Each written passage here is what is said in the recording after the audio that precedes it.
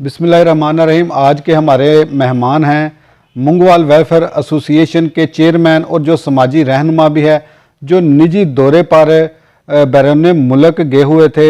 हाल ही में ये वापस आए हैं। मज़ीद इनसे जानेंगे कि मसरूफियात क्या रही दौरे में और किन किन से मुलाकातें हुई।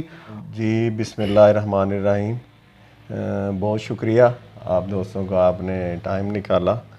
तो बिल्कुल जी, मैं इस दफ़ा काफ़ी अरसे के बाद वापस गया था। कुछ मामला निजी थे और कुछ काफ़ी अरसे बाद मैं गया था, तो कुछ दोस्तों से मुलाकात भी थी। तो उस सिलसिले में अल्हम्दुलिल्लाह यूरोप में, यूके में और मिडल ईस्ट में काफ़ी मुल्कों में चक्कर लगा।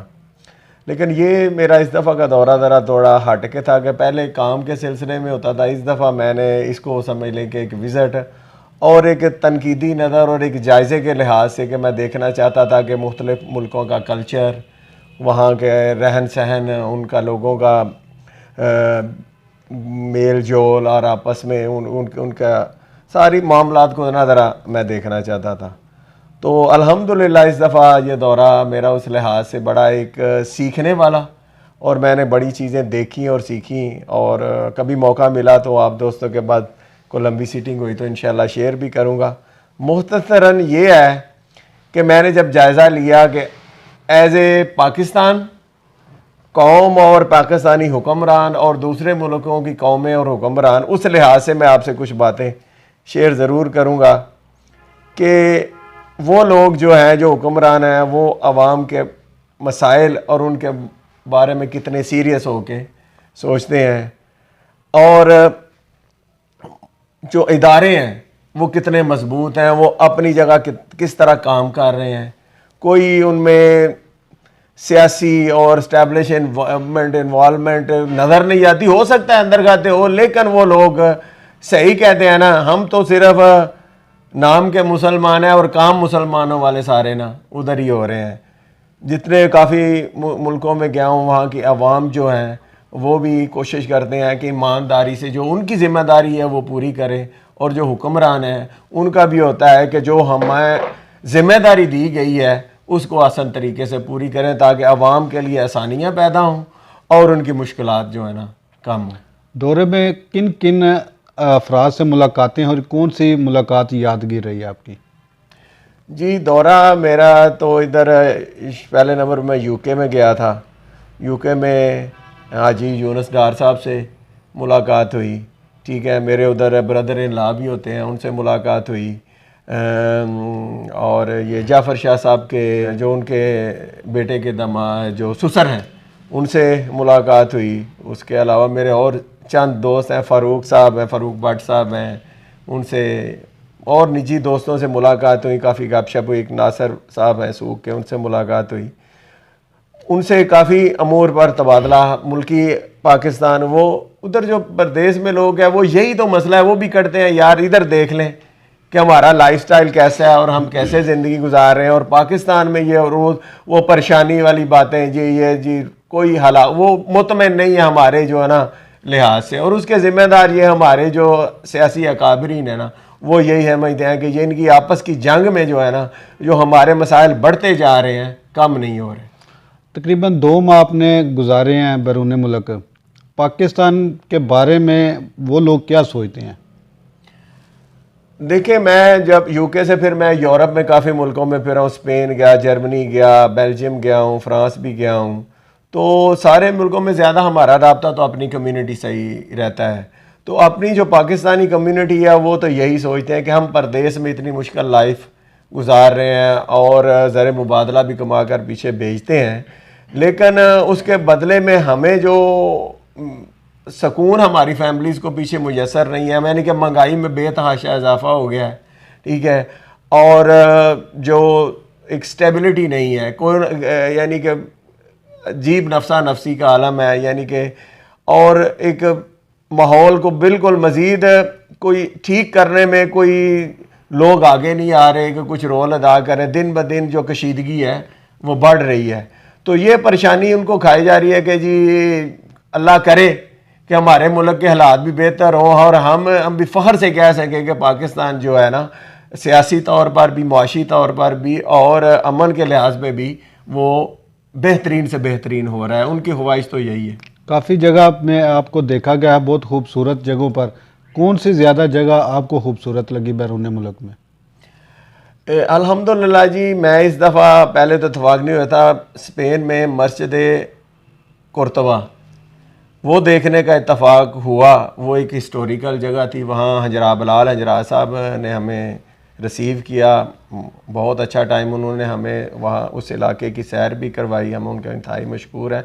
और हमें मुस्लिम हिस्ट्री का थोड़ा सा पता। वो मस्जिद जी इंतहाई खूबसूरत है, यकीन करें हम उसमें गए, दिल खुश हो गया, तस्कीन मिली कि वाकई उस दौर में और इतनी बड़ी और ख़ूबसूरत मस्जिद थी। वो यादें वाबस्ता थी, वो यादें उन्होंने ताज़ा की। और उंदलस, उस एरिया का नाम उंदलस, आप वो एक मुस्लिम हिस्ट्री मस्जिद कुर्तबा बहुत ही, मुझे तो इस दौरे में वो जो समझते हैं कि सबसे ज़्यादा पसंद आई ना, जो वो विज़िट था मस्जिद कुर्तबा का। बैरून मुल्क आप जब गए थे तो हमें देखने में नज़र आया कि मुंगवाल वेलफेयर एसोसिएशन की तरफ से जो काम किए गए हैं, जो खिदमात सर अंजाम दी जा रही हैं, आपने नए लोगों को भी इसमें साथ मिलाने की कोशिश की है और उनको बताया है, उनका रिस्पांस कैसा रहा? जी बिल्कुल, अल्हम्दुलिल्लाह। जब मैं दौरे पे था तो सारे मामलात ऑनलाइन, चूँकि आजकल मामलात हैं, तो अपने मुंगवाल वेलफेयर एसोसिएशन के साथियों नामिज़ा नाज़म हुसैन साहब जो इस वक्त मौजूदा सदर हैं, उनके साथ और उनकी सारी टीम के साथ तकरीबन अंगेज रहा हूँ मैं। और सारे मामलात अल्हम्दुलिल्लाह वो उन्होंने बड़े अच्छे और खुश असलूबी से सर अंजाम दिए। और मैंने भी उस सिलसिले में फिर बैरून मुल्क दोस्तों से रब्ता किया और उनसे इस मामले में फंड रेजिंग भी की और उनको मुंगवाल वेलफेयर एसोसिएशन के जो काम कर रहा है इन दिनों या साबका काम या पूरा उनको बताया कि आप बढ़ चढ़ कर मुंगवाल वेलफेयर एसोसिएशन का साथ दें, ताकि हम ज़रूरतमंद और जो फलाही काम है उसमें यह तंजीम बढ़ चढ़ कर हिस्सा ले सके। उन्होंने फ़ंड भी दिए और आइंदा आने वाले दिनों में साथ देने का भी वादा किया। और अल्हम्दुलिल्लाह मुंगवाल वेलफेयर एसोसिएशन पहले से बढ़कर अपने फलाही कामों में आप दोस्तों, सब दोस्तों भाइयों के तावन से और इस के मेंबर के टाइम और मेहनत से ये इदारा दिन ब दिन जो एक पौधा था अब तनावर दरख्त की हैसियत अख्तियार करता जा रहा है। और इंशाअल्लाह उम्मीद है आने वाले दिनों में यह इदारा मुंगवाल के लिए एक सरमाया साबित होगा। जब आप बैरून मुल्क गए थे तो पीछे से एक आफत भी आ गई, तो आप मुंगवाल वेलफेयर की जो टीम है उनकी कारकर्दगी से कितने मुतमिन रहे? जी अल्हम्दुलिल्लाह, मुंगवाल वेलफेयर एसोसिएशन चूँकि एक इदारा बन गया है, कोई भी आए या जाए ये प्रोसेस अब चलता रहना है। ये आप देख लें कि हम काफ़ी ऐसे किसी वक्त हम इस पे स्पेशल प्रोग्राम करेंगे, इंशाल्लाह हम आपको बताएंगे कि कितने प्रोजेक्ट हमारे रेगुलर चल रहे हैं और कितने प्रोजेक्ट को वक्ती ज़रूरत के हिसाब से जो एप्लीकेशंस आती हैं, कोई शादी हो किसी बेवा की बच्ची गरीब मस्किन की, उसकी एप्लीकेशन आती है, किसी के मकान की आती है गिर गया है, या कोई मरीज़ है उसके पास पैसे, वो एप्लीकेशंस, और या जो बहुत ही मुतवसत तबके के घराने हैं उनके लिए राशन का, ये लॉन्ग टाइम हमारे प्रोजेक्ट जो है ना चल रहे हैं। उसके अलावा अल्हम्दुलिल्लाह जब कोई आफत आती है उसमें स्पेशल फंड रेजिंग होती है, जैसे सैलाब ज़दगान थी, हमारी टीम ने वहाँ जाके एक अच्छे तरीके से एक बेहतरीन एक प्रोजेक्ट किया। उसके अलावा पिछले दिनों एक मेडिकल टीम लाहौर से आई थी, 6 रोज़ा, आपने वो फंड देखा, कितने 100 लोगों उससे मुस्तफ़ीद हुए। वो एक बेहतरीन प्रोग्राम था। मैं समझता हूँ कि अल्हम्दुलिल्लाह मैं मुतमईन हूँ कि हमारा जो वेलफेयर प्रोग्राम है, जो टीम है, जो सदर साहब, जितने भी अहदेदारान हैं और मेंबर्स हैं, वो अल्हम्दुलिल्लाह बेहतरीन तरीके से काम कर रहे हैं। और हम कोशिश करेंगे कि इसको आइंदा और मज़ीद बेहतर तरीके से आवाम की खिदमत करें और जितने अपने रोल से लोगों के मसाइल हल कर रहे हैं, कम कर सकें, वो ज़रूर इंशाअल्लाह मुंगवाल वेलफेयर एसोसिएशन के प्लेटफॉर्म से उनको कम करने की कोशिश करते रहेंगे। और इंशाअल्लाह उसके लिए आपकी और सब दोस्तों की तावन और मदद दरकार रहेगी। मैं उम्मीद करता हूँ कि आप इंशाअल्लाह मुंगवाल वेलफेयर एसोसिएशन से भरपूर तावन करेंगे। हम बचपन से देखते आ रहे हैं कि आप एक अच्छे खिलाड़ी हैं और एक ओवरसीज़ पाकिस्तानी भी हैं। आपने काफ़ी अरसे से ग्राउंड के लिए तगोदो कर रहे हैं, मगर इतना अरसा गुजर जाने के बावजूद हर हुकूमत ने दावे और वादे किए हैं, ये आज तक वफा नहीं हो सका। जी बिल्कुल, ये हमारी बदकिस्मती कह लें, या हमारे जो सियासतदान हैं या जो लोकल नुमाइंदे हैं उनकी प्रायोरिटीज़ शायद ये नहीं है कि हमें पार्क या ग्राउंड मिलें। हम कोशिश कर रहे हैं, आपके सामने है, पहले भी करते रहे हैं, टीमें भी बनाई हुई हैं हमारी। अल्हम्दुलिल्लाह टीम जो है डिस्ट्रिक्ट की टॉप टीमों में नुमाइंदगी भी कर दी है। अभी हमने अपने मदद आपके तहत कॉलेज में नेट प्रैक्टिस का भी एहतमाम किया है ताकि लड़के उधर जो है ना जाके अपनी जो स्पोर्ट्स एक्टिविटी हैं वो कर सकें। और अल्हम्दुलिल्लाह इस दफ़ा हमने एक अंडर 19 टीम ऐड की है, वो आपको शायद ना पता हो, कुछ दिनों तक पता चल जाएगा। अंडर 19 टीम की है, उसका गुजरात डिस्ट्रिक्ट लेवल पे जल्द टूर्नामेंट शुरू हो रहा है ताकि यंगस्टर जो है ना वो उनमें रुझान पैदा हो और वो ग्राउंड्स में आए, मोबाइल्स वगैरह या गैजेट से निकल के सेहतमंद। ग्राउंड के हवाले से हमारी जो कमिटमेंट चौधरी मोहम्मद सलाई साहब ने, हम लाहौर गए थे काफ़ी साल पहले, उन्होंने कहा था कि जल्द आपको ग्राउंड मिल जाएगी। हमने उनका शुक्रिया अदा किया, आ गए हैं, लेकिन वो आज तक हमें ग्राउंड मिली नहीं। पिछले लास्ट टाइम जो जनरल इलेक्शन हुए थे उन्होंने फिर कमिट किया कि आप हमें इलेक्शन में भारी मार्जिन से जितवाएं तो हम इंशाल्लाह आपको ना ग्राउंड जल्द देंगे। हमने वो भी वादा पूरा किया। आपको पता है लास्ट इलेक्शन में हम सारे इसी प्लेटफॉर्म से उनकी सपोर्ट की और उनको अच्छे मार्जिन से इलेक्शन भी जितवाया। और उन्होंने कब कहा था कि हम गवर्नमेंट में, फिर वो गवर्नमेंट में भी आ गए। 4 साल से वो जो है कोलिशन गवर्नमेंट में भी हैं।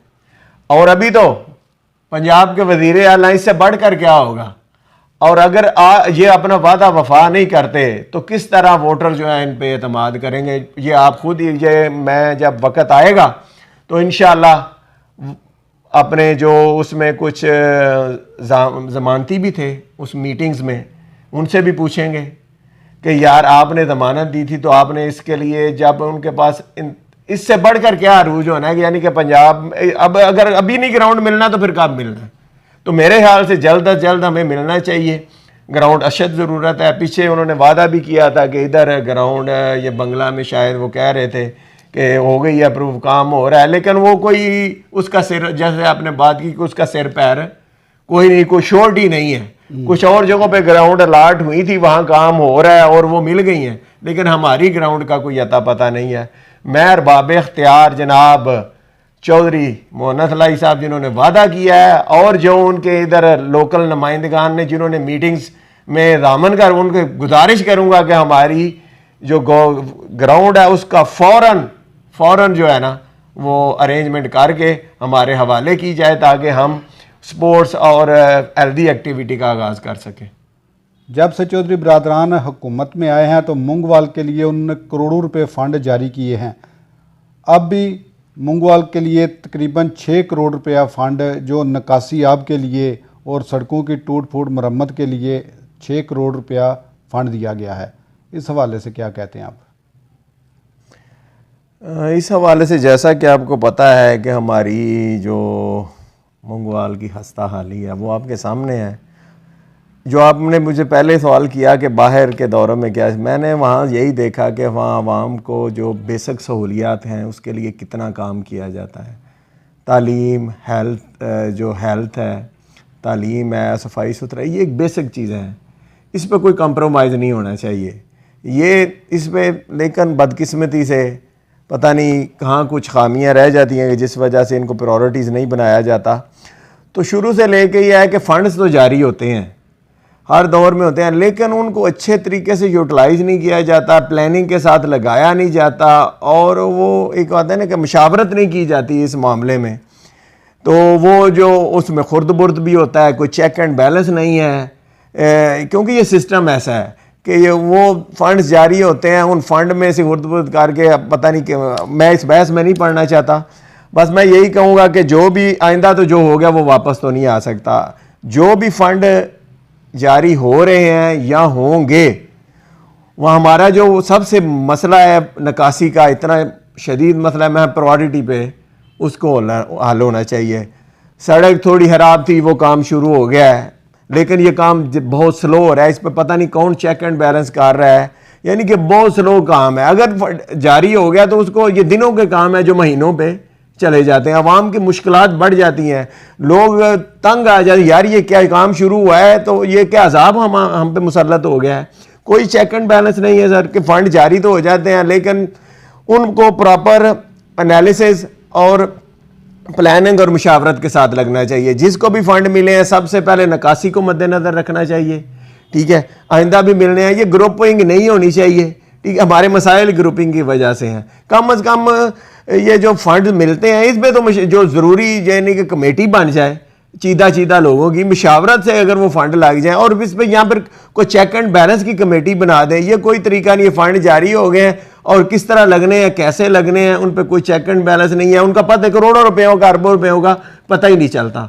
मेरी भी अरबाब अख्तियार जो फंड जारी करते हैं उनसे भी गुजारिश है कि एक सिस्टम बनाएं, चेक एंड बैलेंस बनाएं, कमेटियाँ बनाएं, मुशावरत से हमारे जो मसाइल हैं वो हल अवाम को वो हल होते हुए नज़र आएँ। अगर इतने फंड लगने के बाद भी ये मिट्टी, ये बारिश में पानी और गंद ही गंद हर तरफ और लगता ये सब होगा तो फिर उन फंड का क्या फ़ायदा। इसलिए आपने अच्छा सवाल किया, मैं उम्मीद करता हूँ कि अरबाब अख्तियार जो है ना इसकी तरफ तवज्जो देंगे और फंड को अच्छे तरीके से यूटिलाइज़ करेंगे और इन फंड को प्री पोल रिगिंग के लिए इस्तेमाल नहीं करेंगे। हमारे सिस्टम में ये होता है कि इस ग्रुप को दे दो यार, ये लगा ले, इसके कुछ वोट बन जाए, इस ग्रुप को दे दो, इसके कुछ वोट बन जाए, इस ग्रुप, ये जो ग्रुपों में बटा हुए हैं ना हम, और ये फंड को प्री पोल रिगिंग के लिए इस्तेमाल होता है। खुदारा इसको रोकें और मुआशरे और इंसानियत की फलाह के लिए और सियासत को इबादत समझ के करें, सियासत को कमाई समझ के ना करें। बाजार के आपने एक इलेक्शन भी स्टार्ट कराए थे जिनकी 2 साल की मुद्दत पूरी हो चुकी है, तो अभी इलेक्शन की डेट अनाउंस नहीं की जा रही, दोनों तरफ से मीटिंगें दोनों तरफ की जा रही हैं मगर उसका लाए अमल नहीं बनाया। आप इसमें क्या किरदार अदा करेंगे? जी बिल्कुल, ये 2 साल का टाइम था नवीद साहब का, वो पूरा हो गया है।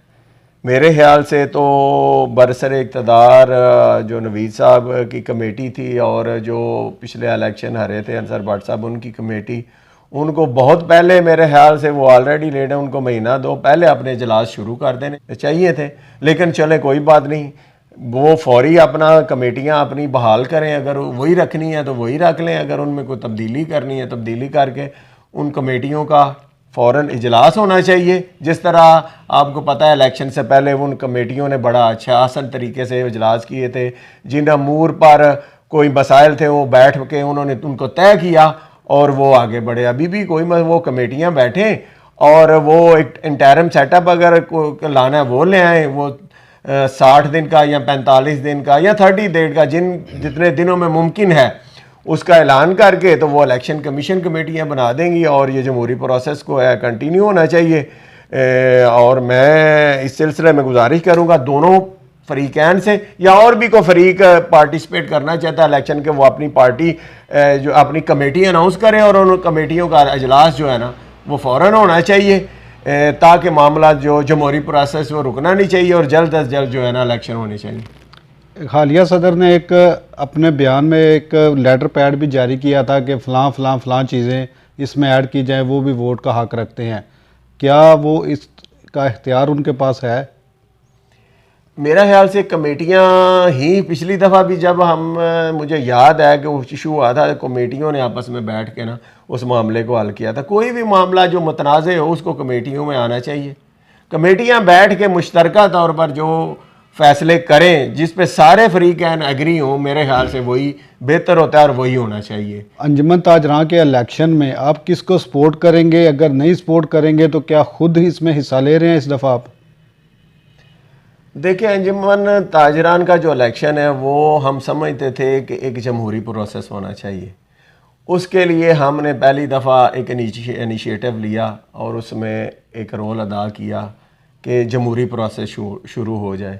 चूँकि यह जमहूरी प्रोसेस शुरू हो गया है तो अब हम नहीं चाहेंगे कि ये रुके, लेकिन मंगवाल वेलफेयर एसोसिएशन इस दफ़ा इसमें न्यूट्रल रोल अदा करेगी और जो भी अच्छा कैंडिडेट होगा इंशाअल्लाह हालांकि जो उसको वोट भी देंगे और उसकी जो भी कोई सपोर्ट कर सकते हुए वो करेंगे, लेकिन मंगवाल वेलफेयर एसोसिएशन बिल्कुल न्यूट्रल रोल अदा करेगी और ये जमहूरी प्रोसेस का भरपूर दिफा करेगी। हम चाहेंगे कि ये सिलसिला रुके नहीं और ये जमहूरी प्रोसेस जो है ना चलता रहे।